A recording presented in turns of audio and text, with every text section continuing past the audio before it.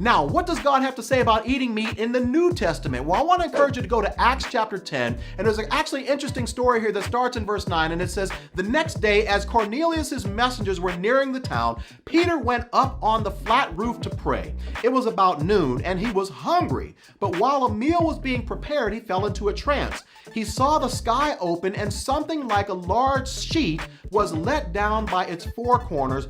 In the sheet were all sorts of animals, reptiles, and birds.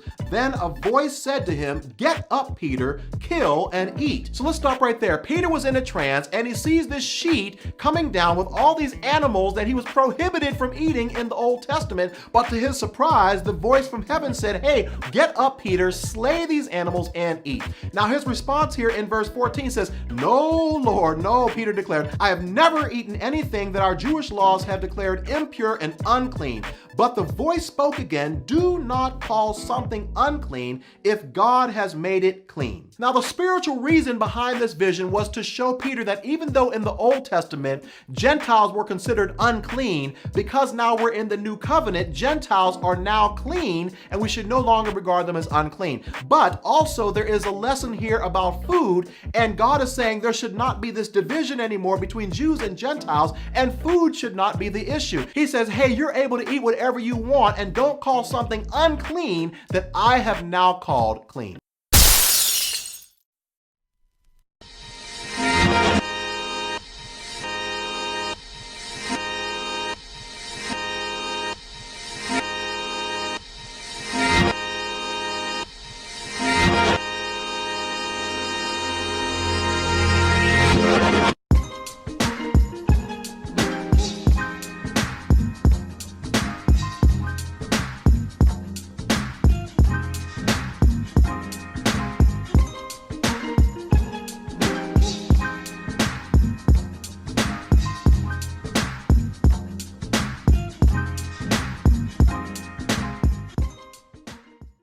Alright, first and foremost, give all praise to Yahweh Hashem, Yahweh Shai Barakatham.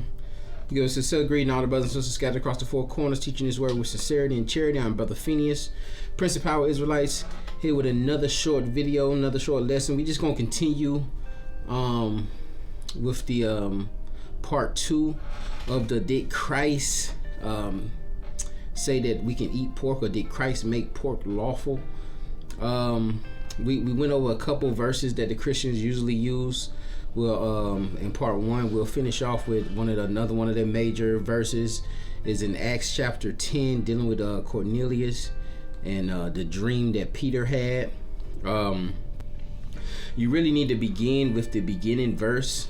With the beginning, go to the beginning of the chapter. You can deal with the first verse, but for time purposes, we're not going to deal with that. We're going to just summarize that up. Verses 1 through 9.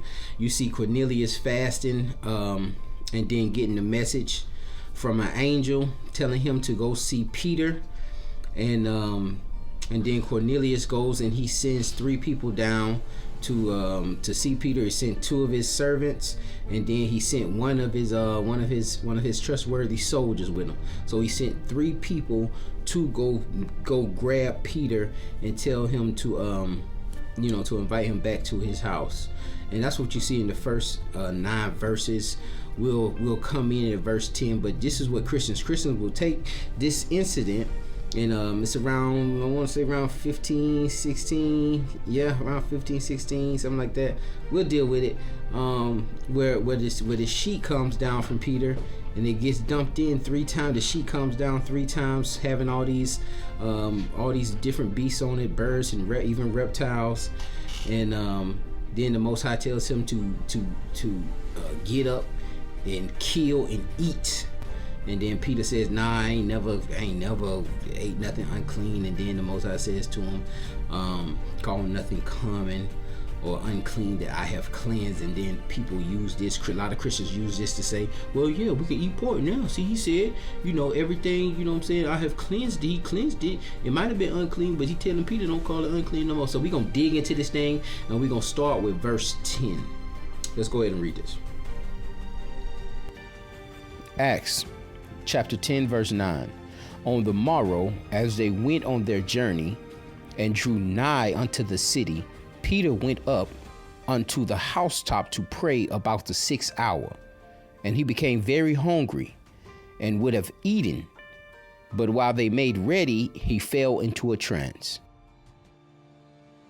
Out of the gate, we see that Peter, when he fell into this trance, he was fasting and he became very hungry, right? So he fell into this trance while he's hungry. And if you ever fell asleep hungry and had one of them little hunger dreams, this is what happened. You know what I'm saying? While he was hungry, he was waiting on the food to be made, but while he was waiting on that food to be made, he fell asleep. Let's continue on.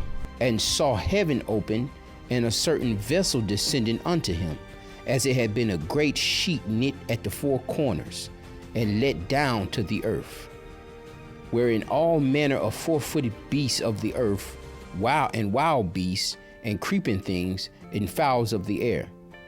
And there came a voice unto him, Rise, Peter, kill and eat. But Peter said, Not so, Lord, for I have never eaten anything that is common or unclean. And a voice spake unto him again the second time, What God hath cleansed, that call not thou common. This was done thrice, and the vessel was received up again into heaven. All right, so Peter sees the sees the sheets, and again, just like we were saying in verse 15, we see that, the Most High told him, do not call what I have cleansed common or unclean. And so the Most High is telling Peter that there's something coming that was unclean, but now I have cleansed it. And understand that this sheet had been dunked down 3 times. The sheet been dunked down thrice, it said. This was done 3 times. And we'll see why this was done 3 times. Remember that Cornelius was sent 2 household servants, and he took 1 fellow soldier to go get Peter. So we'll read on. We see in the next verse. Watch this. Verse 17. Now while Peter doubted in himself what the vision which he had seen should mean, behold, the men which were sent from Cornelius made inquiry for Simon's house, and stood before the gate, and called and asked whether Simon, which was surnamed Peter, were lodged there. While Peter thought on the vision, the Spirit said unto him, Behold, 3 men seek thee. All right, so we see through verses 17 through 19, Peter is doubting himself. He's doubting what he's seen in the vision. So I don't even know why Christians could say that Peter interpret Peter's trance as it means that he can eat this unclean food, when Peter himself is seeing the trance, and who went into the trance himself, seeing what happened. He's still thinking on he's still trying to interpret what he had just seen in this trance. He's still trying to grasp what he's seen. And then if we continue reading on, we'll see that 3 men are at the gates waiting for him. Let's continue on. Arise, therefore, get thee down, and go with them, doubting nothing, for I have sent them. Then Peter went down to the men which were sent unto him from Cornelius, and said, Behold, I am he whom ye seek. What is the cause wherefore you are come? And they said, Cornelius the centurion, a just man, and one that feareth God, and of good report among all nations of the Jews, was warned from God by an holy angel to send for thee into his house, and to hear the words of thee. And we see that Cornelius centurion, he had a good report. In verse 22, we see he had a good report. He feared the Most High, and he had a good report amongst the Jews. He was a devout man. You get a precept for understanding who Cornelius is. I'm not going to do a whole lesson here on who Cornelius is and what manner of what's his nationality. But if we go to Acts chapter 22 verse 12. Acts chapter 22 and verse 12. And one Ananias, a devout man according to the law, having a good report of all the Jews which were dwelt there. So we see we go to that precept. We see the Ananias and the devout and just man who was keeping these law, statutes, and commandments.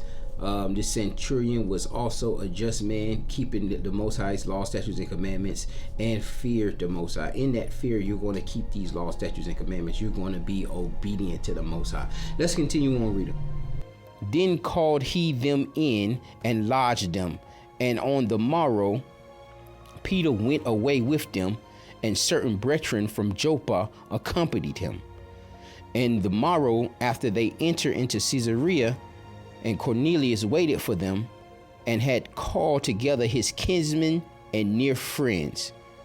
And as Peter was coming in, Cornelius met him and fell down at his feet and worshiped him. But Peter took him up, saying, Stand up, I myself also am a man. And as he talked with him, he went in, and he found many that were come together. And he said unto them, Ye know that it is unlawful thing for a man that is a Jew to keep company or come unto one of another nation. But God hath showed me that I should not call any man common or unclean. So we see pretty much Peter breaking down his trance in verse 28, where he is pretty much explaining to Cornelius, listen, you know that it's unlawful for us to keep company with outside nations, right? This has nothing to do with food. He only seen that that food was just an allegory or a metaphor for him to get the point that the Most High was trying to drive out to him. And the point is here listed in verse 28. Do not call what I have cleansed. He has cleansed a certain people that we considered that were unclean. Right? And again, I'm not going to get into the gist of who those people are, but I'm just telling you there were people that were considered unclean that the Jews were supposed to not have any dealings with. And another hint to that is in John chapter 4 verse 9 with the Samaritan woman. You know not how the Jews know not they to be keeping company with a Samaritan. How are you even talking to me? But that's another hint to who these people are, but and who these people who have been cleansed through the Hamashiach Yahushua, breaking down that wall of perdition and allowing a certain people to be grafted in. So with that, I'm gonna say shalom. This really had nothing to do with food, but you'll see also too that with a lot of these parables, a lot of these metaphors, a lot of Christians are going to stumble over these things because we want to hear certain things. We want it to be certain things. So if you isolate the scripture, yeah, it's going to sound good. Yeah, it's going to sound like that's what it was about. But really just had Acts chapter 10 with Cornelius and the sheets coming down had nothing to do with food, but actually more to do with the Most High bringing in a people that were unclean, and now they are cleansed, and now that gospel needs to be spread to those people. With that, we're gonna say shalom.